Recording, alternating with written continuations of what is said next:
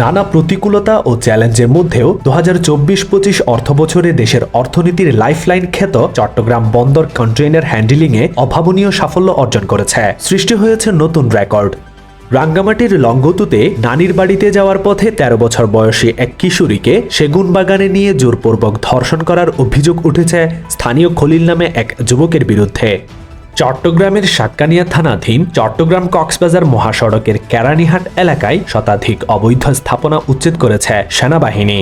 Cox's Bazar Teknaf marine ড্রাইভের পশ্চিম পাশে অন্তত 60 কিলোমিটার জুড়ে দেখা যায় ঝাউগাছের সারি। মেরিন ড্রাইভ সহ উপকূল রক্ষার স্বার্থে সরকার কোটি টাকা খরচ করে ঝাউবাগান সৃজন করলেও গাছপালা উজাড় করে সেখানে তৈরি হয়েছে অসংখ্য ঘরবাড়ি, দোকানপাট সহ নানা অবকাঠামো।